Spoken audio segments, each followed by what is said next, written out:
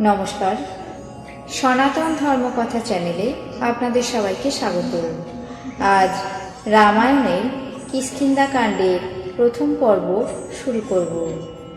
৩৩ কোটি দেব দেবী, ব্রহ্মা বিষ্ণু মহেশ্বর, সর্বকালের সর্বসৃষ্টি, পিতা মাতা গুরু সবাইকে প্রণাম জানিয়ে এই পাঠ শুরু করছি।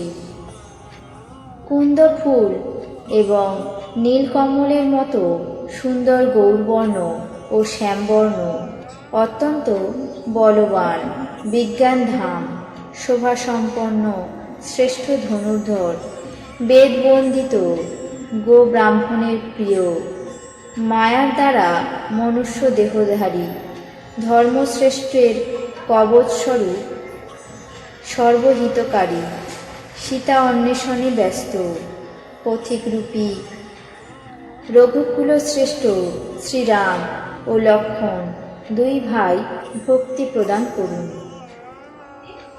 শ্রীরামচন্দ্র পম্পা সরোবরের থেকে বেশ কিছুটা এগিয়ে গেলেন।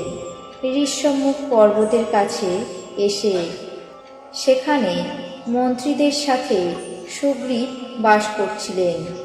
অতুলনীয় মহাবলী শ্রীরাম এবং লক্ষ্মণকে আসতে দেখে অত্যন্ত ভীত হয়ে সুগ্রীব বলল, হে হনুমান, শোনো, এই দুই পুরুষ বল এবং রূপের নিধান।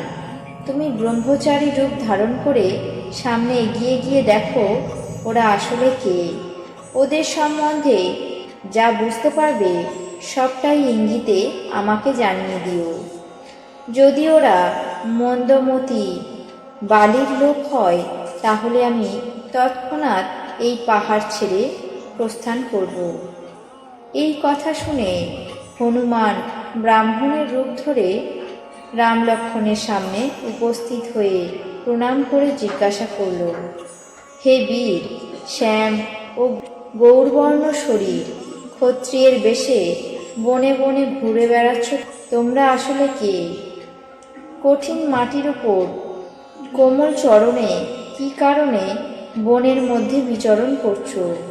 মৃদু মনোহর তোমাদের সুন্দর শরীর, অঙ্গাদি কোমল, আর তোমরা বনের দুঃসহ রৌদ্র ও বাতাস সহ্য করছো?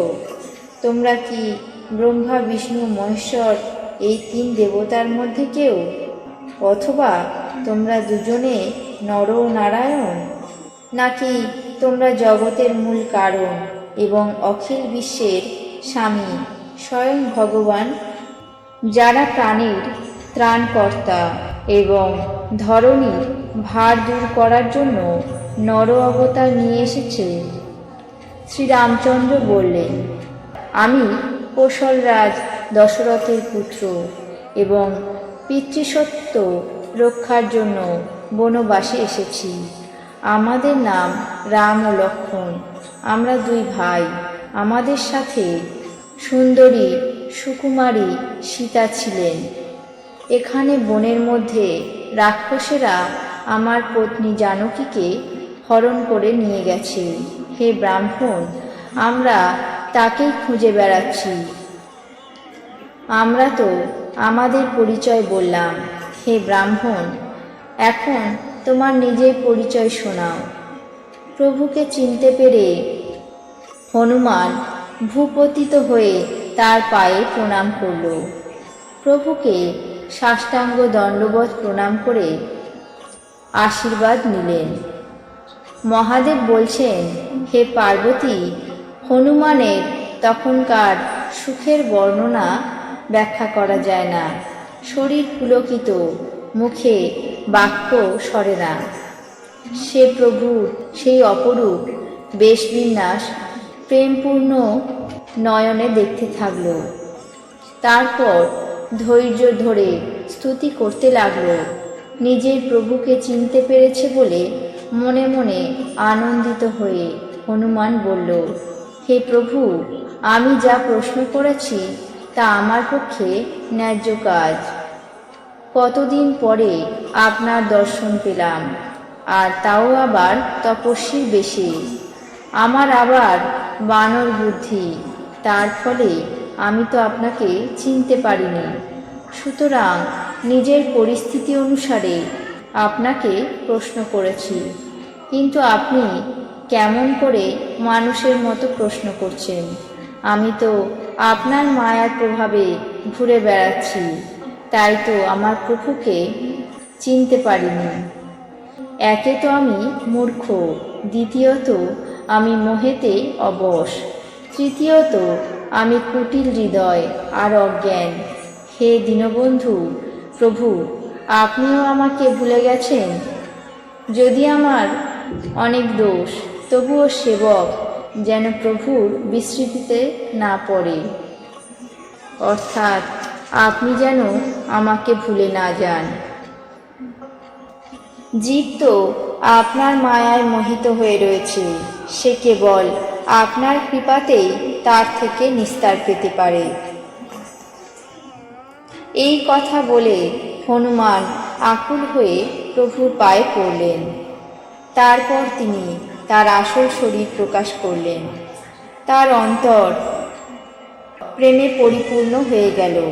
তখন শ্রীরামচন্দ্র তাকে উঠিয়ে বুকে জড়িয়ে ধরলেন এবং সর্বাঙ্গে অশ্রু সিঞ্চন করে তাকে শান্ত করলেন। তারপরে বললেন, হে কপি, শোনো, তুমি খেদ করো না। তুমি আমার কাছে লক্ষণের চেয়েও প্রিয়। সকলে আমাকে সমদর্শী বলে, কিন্তু সেবক আমার প্রিয়, কারণ সে অনন্য গতি।